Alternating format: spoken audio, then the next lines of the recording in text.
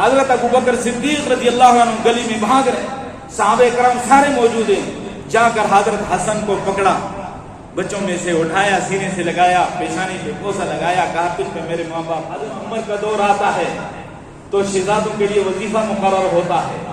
جنگ بدر کے جو لوگ تھے ان کے لیے 3000 درہم کا وظیفہ مقرر تھا، تو حضرت عمر رضی اللہ تعالیٰ نے ان بچوں کے لیے، شہزادوں کے لیے 3000 درہم مقرر کیے، اپنے بیٹے کے لیے 2000 مقرر کیے۔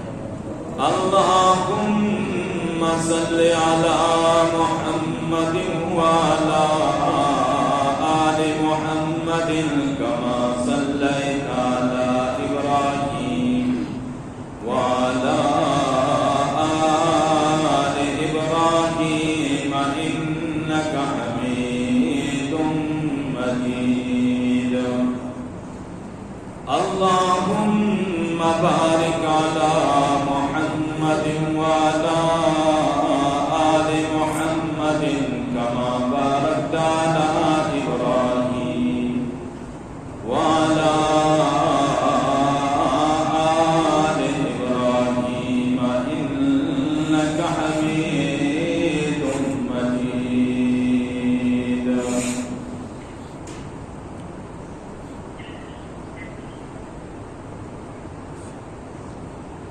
نزیاد کا وہ ستم رہا نہ یزید کی وہ جفا رہی،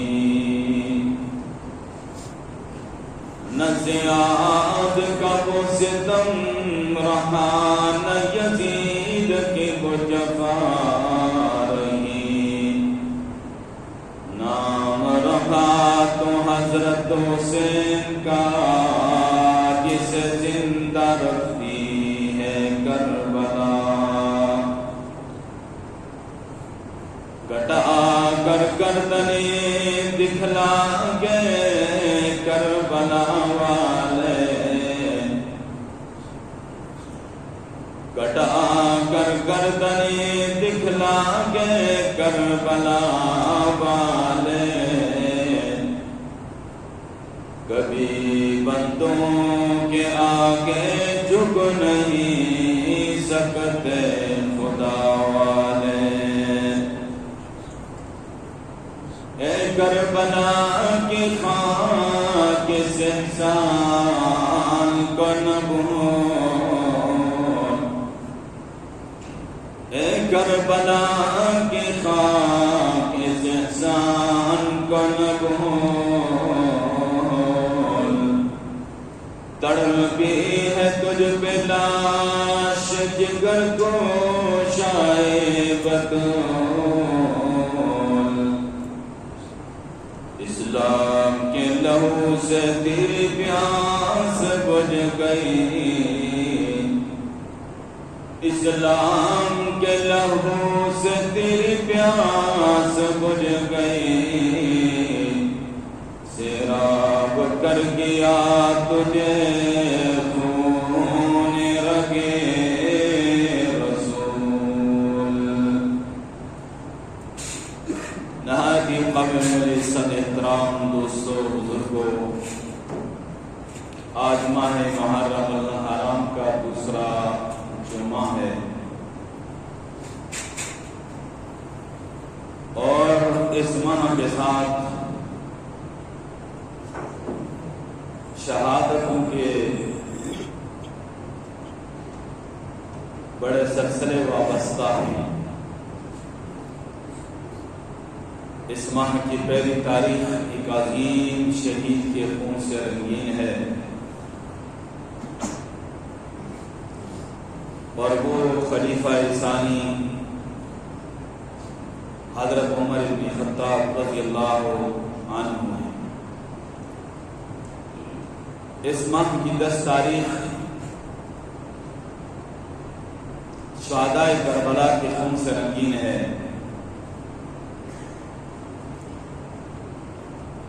اور یہ اتنا بڑا ایک سانحہ ہے کہ تقریباً 1400 سال گزرنے کے باوجود امت مسلمہ اس سانحے کو بھول نہیں پائی اور اس کے زخم ابھی تک آ رہے ہیں۔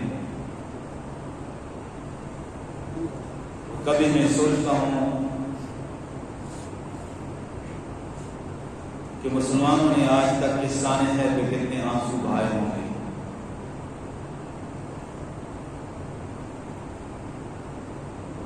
جس میں حضرت امام حسین رضی اللہ عنہ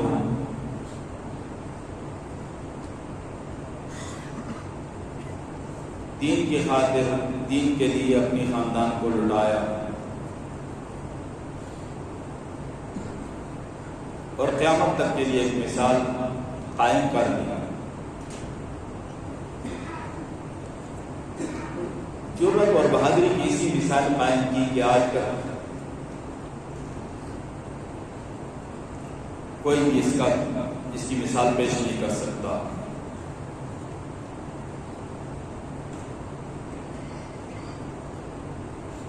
شہداء تو اسلام کے دامن میں بہت سارے ہیں اور بڑی بڑی قداور ہستیاں ہیں جنہوں نے اپنی جانوں کے نذرانے پیش کیے اور گلشن اسلام کی آبیاری اپنے خون سے کی۔ وہ ایک سلسلہ ہے۔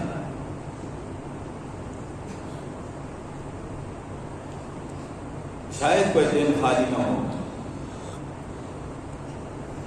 جس میں کسی نہ کسی مقدس ہستی نے دین اسلام کے لیے قربانی پیش نہ کی ہو، اپنی جان کا نذرانہ پیش نہ کیا ہو۔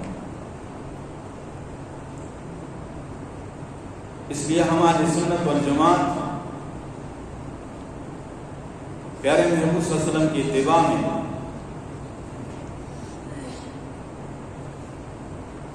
کسی بھی ہستی کا جب یوم شہادت آتا ہے تو ہم صبر کے دامن کو تھام لیتے ہیں۔ پیارے محبوب صلی اللہ علیہ وسلم کا یہی حکم ہے۔ اور قرآن میں جگہ جگہ اللہ نے صابرین کے لیے یہی بشارتیں بیان فرمائی ہیں کہ وبشر الصابرین الذین اذا اصابتهم مصیبہ، خوشخبری سنا دیجیے صبر کرنے والوں کو جب انہیں کوئی مصیبت پہنچتی ہے، قالوا انا للہ وانا الیہ راجعون، وہ کہتے ہیں کہ بے شک ہم اللہ ہی کے لیے ہیں اور اللہ ہی کی طرف ہم سب نے لوٹ کر جانا ہے۔ یہ وہ خوش نصیب انسان ہیں، اللہ فرماتے ہیں اولئک علیہم صلوات من ربہم ورحمہ، اللہ تعالیٰ کی طرف سے خصوصی رحمتیں ان پہ نازل ہوتی ہیں، خصوصی صلواتیں ان پہ نازل ہوتی ہیں اور رحمتیں نازل ہوتی ہیں۔ یہ صلوات کا جو لفظ ہے یہ انبیاء علیہم السلام کے لیے بولا گیا ہے، جسے ہم کہتے ہیں علیہ السلام، لیکن جو صبر کرنے والے خوش نصیب ہیں اللہ نے ان کے لیے یہاں یہ لفظ فرمایا اور فرمایا کہ اولئک هم المهتدون، اصل ہدایت یافتہ یہ لوگ ہیں جنہوں نے صبر کے دامن کو پکڑا ہوا ہے، تھاما ہوا ہے، اصل ہدایت یافتہ ہے۔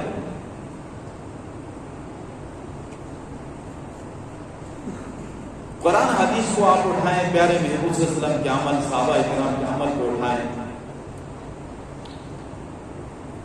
اگر کسی قدر بھی ہمیں کوئی حوالہ مل جاتا، کوئی ثبوت مل جاتا کہ اس طرح کے موقع پہ پیارے محبوب صلی اللہ علیہ وسلم نے یا آپ کے صحابہ کرام نے، جانثاروں نے کسی طرح کی بے صبری کی ہو اور صبر کا دامن ان کے ہاتھوں سے چھوٹا ہو، یا خدا نہ خواستہ انہوں نے کوئی ماتم کیا ہو، اس کا تصور بھی نہیں۔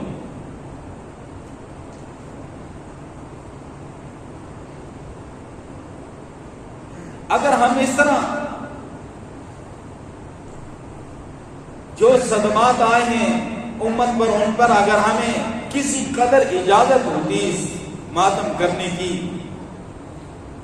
تو پیارے محبوب صلی اللہ علیہ وسلم نے جب دنیا سے رحلت فرمائی، دنیا سے پردہ فرمایا، امت کے لیے یہ سب سے بڑا صدمہ تھا۔ اور صحابہ اکرام فرماتے ہیں قد اظلم المدینہ، مدینہ تاریخ ہو چکا تھا۔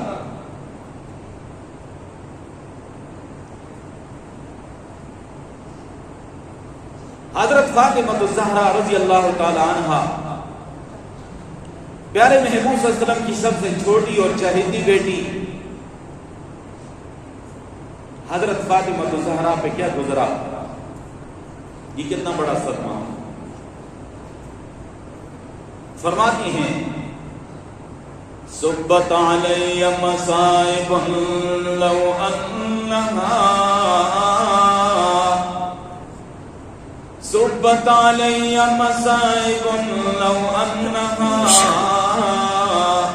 صبت علی الایام سرن لیالیا۔ فرمایا پیارے محبوب صلی اللہ علیہ وسلم کی جدائی پر مجھ پہ جو غم اور صدموں کے پہاڑ گرے، اگر وہ غم اور صدمے دنوں پہ پڑتے تو دن بھی رات ہو جاتے، اتنا بڑا صدمہ۔ اور پیارے محبوب صلی اللہ علیہ وسلم نے فرمایا کہ میری امت پہ 3 بڑے بھاری صدمات آئیں گے، ایک میری جدائی کا صدمہ ہوگا، اور ایک فرمایا کہ میرے عثمان غنی رضی اللہ تعالیٰ عنہ کی شہادت کا صدمہ ہوگا، جس کے بعد فتنوں کے دروازے کھل جائیں گے، اور فرمایا کہ ایک دجال کا فتنہ ہوگا۔ میری امت میں یہ 3 بھاری صدمات ہیں۔ اگر ہمیں کسی قدر بھی اجازت ہوتی تو یکم محرم الحرام کو خلیفہ ثانی حضرت عمر فاروق رضی اللہ تعالیٰ عنہ، جنہیں اللہ سے پیارے محبوب نے مانگا، جنہیں مراد رسول کہا جاتا ہے، باقی سارے صحابہ مرید رسول ہیں، عمر مراد رسول ہے، جس کے ایمان لانے پہ مکہ کا دروازہ سب سے پہلے کھلا اور مکے میں آزان ہوئی اور جماعت کے ساتھ سب سے پہلے نماز ہوئی، اور جنہوں نے اس کے بعد اپنے دور خلافت میں بیت المقدس کو فتح کیا اور بیت المقدس کے دروازے کھولے اور وہاں آزان دی، ان کا یوم شہادت کیا تھا محرم الحرام۔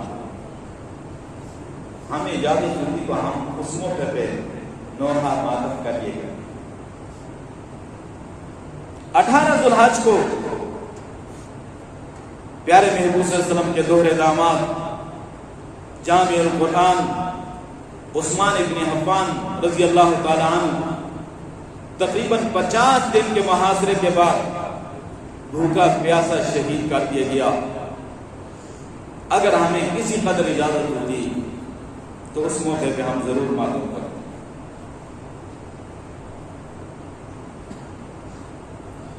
21 رمضان المبارک کو حضرت علی المرتضی شیر خدا رضی اللہ عنہ، جو پیارے محبوب صلی اللہ علیہ وسلم کے چچزاد بھی ہیں، پیارے محبوب صلی اللہ علیہ وسلم کے داماد بھی ہیں، ان کا یوم شہادت۔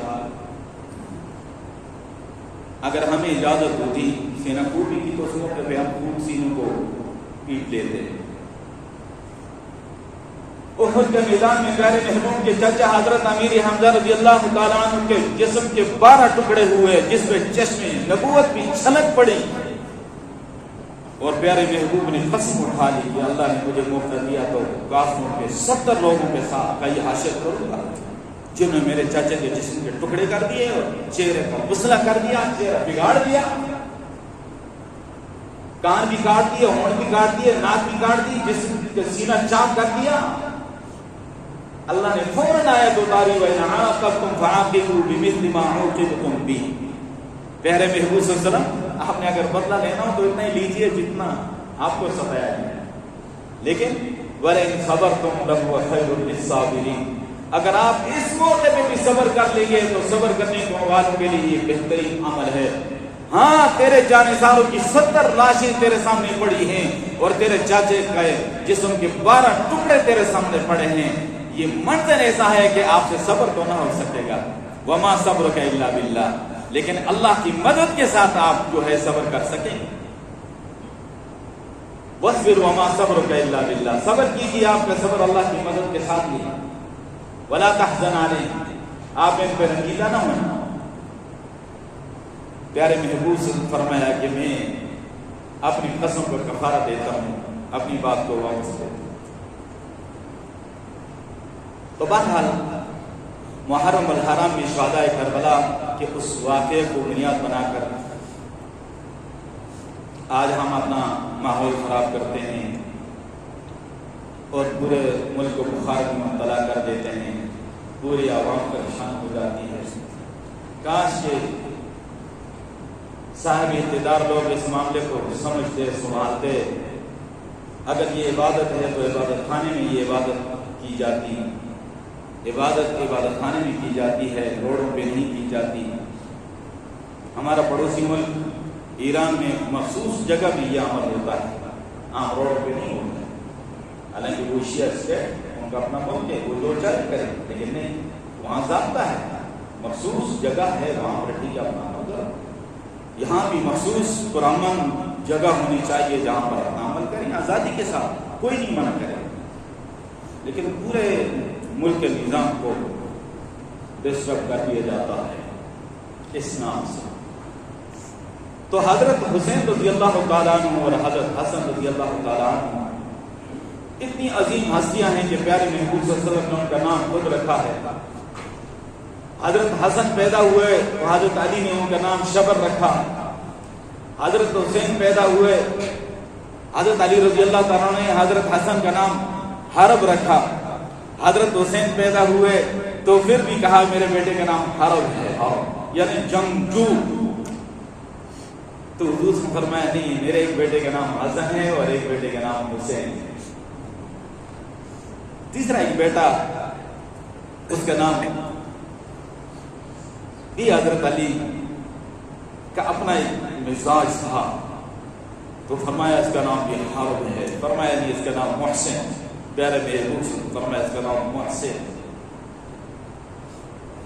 یہ نام پیارے محبوب صلی اللہ علیہ وسلم نے رکھے. اور فرمایا علی مجھے پتا ہے یہ نام میں نے کس بنیاد پہ رکھے. فرمایا حضرت ہارون علیہ السلام کے بیٹوں کے نام ہے، ایک کا نام شبر ہے اور ایک کا نام شبیر ہے اور ایک کا نام مشبر ہے.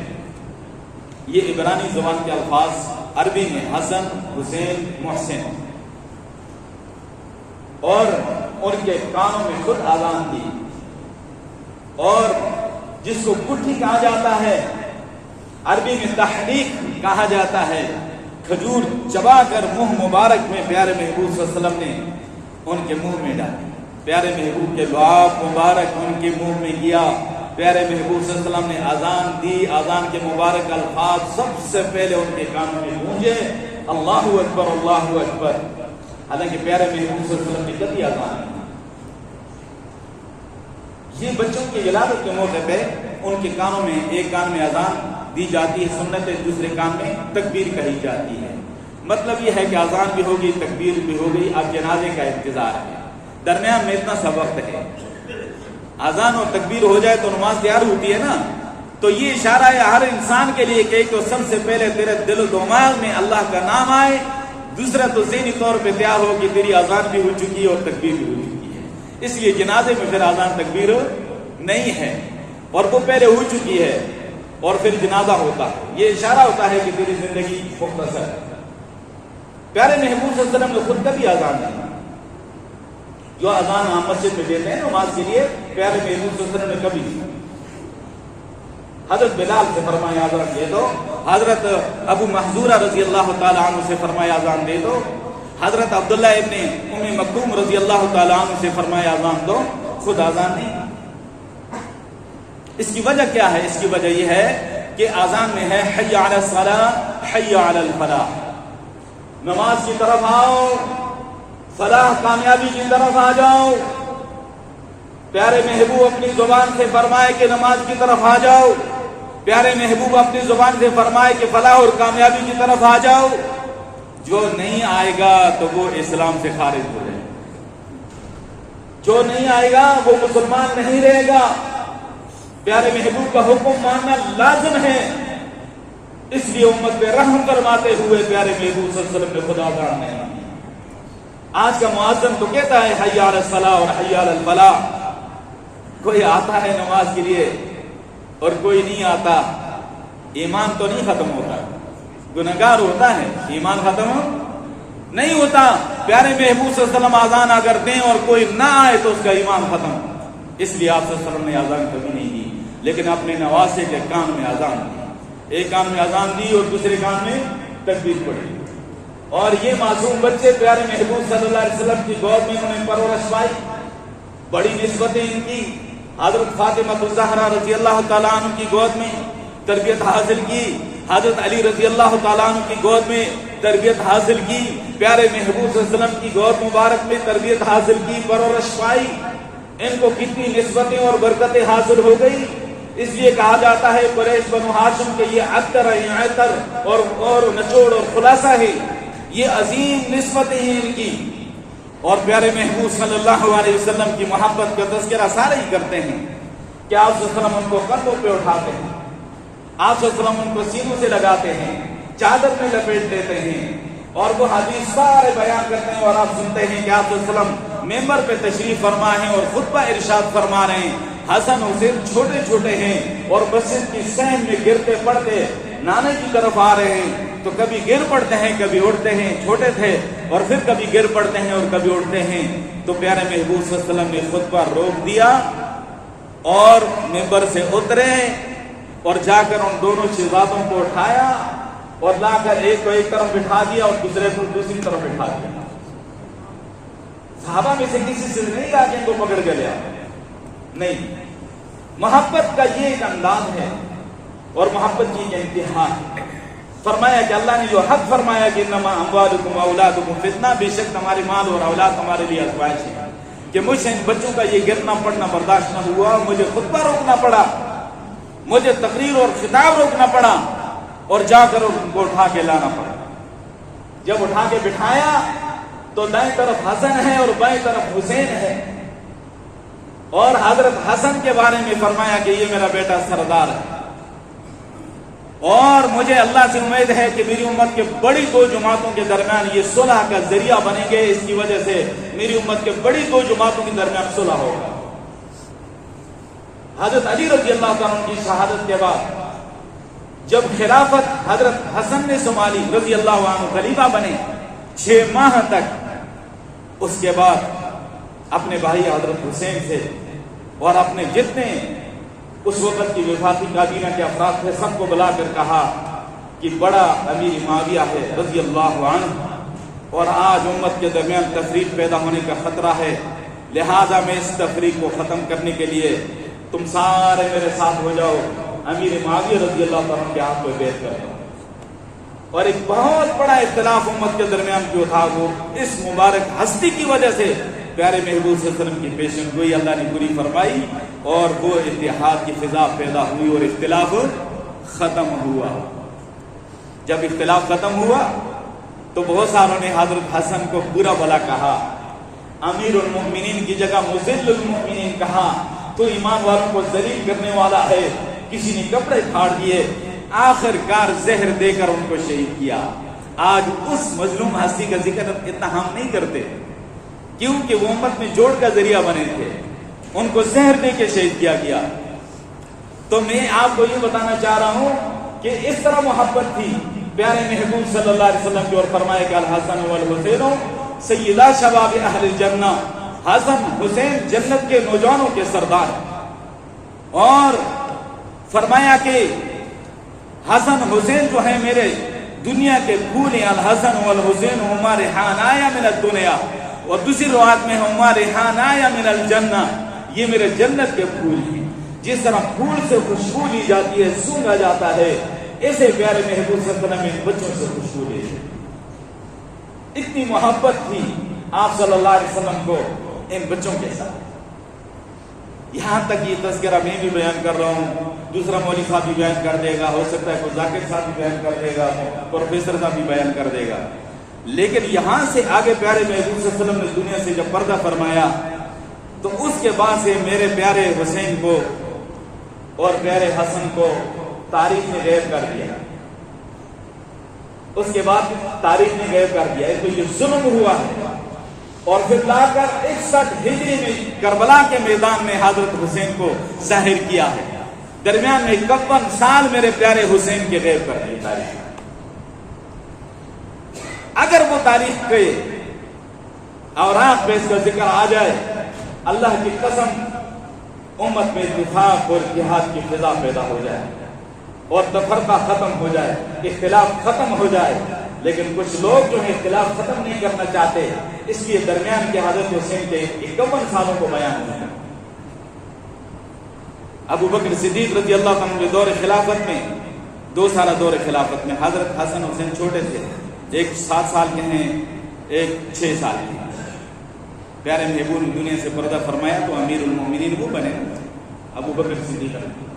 جمعے کے بعد باہر نکلتے ہیں، میں تھوڑا سا ایک جھلک دکھاتا ہوں، اور جا کر خطیب صاحب جناب علی، آج آپ کا خطیب صاحب کیا حیثیت اس خطیب کی، اللہ کی قسم شہدائے کربلا حضرت حسین کے جوتوں کی خاک کے برابر، حضرت ابو بکر صدیق رضی اللہ تعالیٰ عنہ کی جوتوں کی خاک کے برابر بھی، اللہ کی قسم۔ آپ کا خطیب صاحب اگر جمعے کے بعد باہر نکلے اور گلی میں بچوں کے پیچھے بھاگے تو آپ کہیں گے یار مولوی جی کے ہو یا نہیں، خیر ہوا ہے۔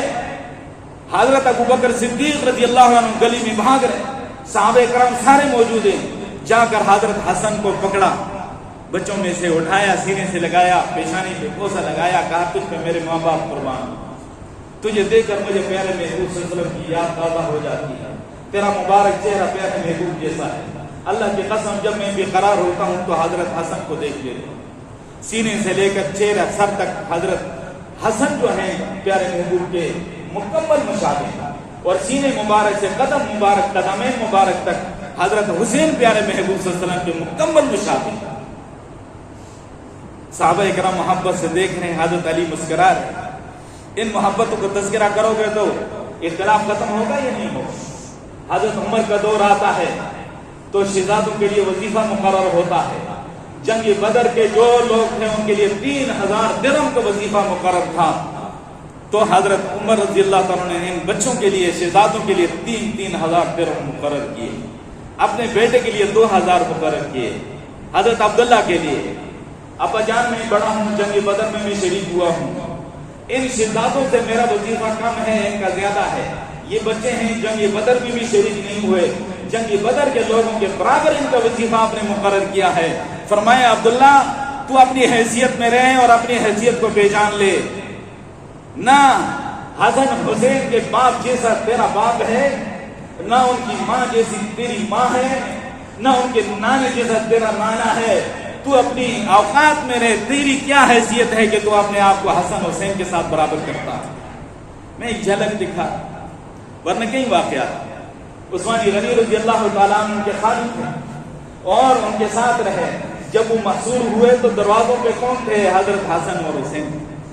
امیر معاویہ رضی اللہ تعالیٰ عنہ کے ساتھ 20 سال کون رہا؟ حسن حسین رہے۔ ہر محاذ پہ پیش کون رہا؟ حسن حسین رہے۔ یہ سارے واقعات تاریخ میں غائب کر دیے اور آخر میں جا کر کربلا کے میدان میں حسین کو ظاہر کیا۔ میں آپ کو بتاؤں تاریخ میں بڑے بڑے دلیر لوگ اور بڑے بڑے بہادر لوگ گزرے ہیں اور تاریخ بری پڑی ہے، لیکن حضرت حسین سے زیادہ بہادر اللہ کی قسم کوئی بھی نہیں ہے۔ حضرت حسین سے زیادہ بہادر اللہ کی قسم کوئی بھی نہیں ہے، جنہوں نے دین کے خاطر اپنا سب کچھ لٹا دیا اور ہزاروں کے لشکر کے مقابلے میں تنہا لڑتے لڑتے شہید ہوئے۔ اس کی مثال دنیا قیامت تک نہیں پیش کر سکتا۔ تو بہرحال اس پہ تفصیل طلب بات کی ضرورت ہی وقت کے اوپر ہو رہا ہے۔ چند اشعار ہیں۔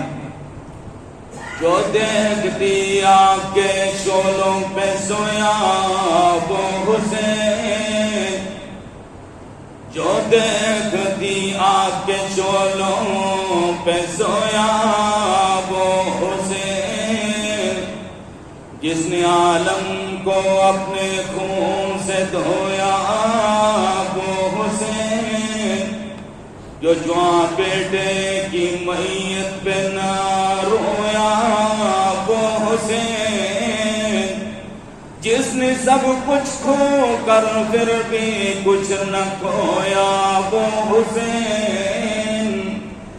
سب سے بہادر انسان واہ کے لیل ہے یا نہیں؟ واہ حسین واہ حسین، اب تک گل افشاں ہے تیری ہمت کا باغ، واہ حسین اب تک گل افشاں ہے تیری ہمت کا باغ، ظلم کی اندھیریوں میں اب تلک جل رہا ہے تیرا چراغ۔ اللہ ان مقدس ہستیوں کی سچی محبت اور کامل اتباع ہمیں نصیب فرمائے۔ وآخر دعوانا ان الحمدللہ۔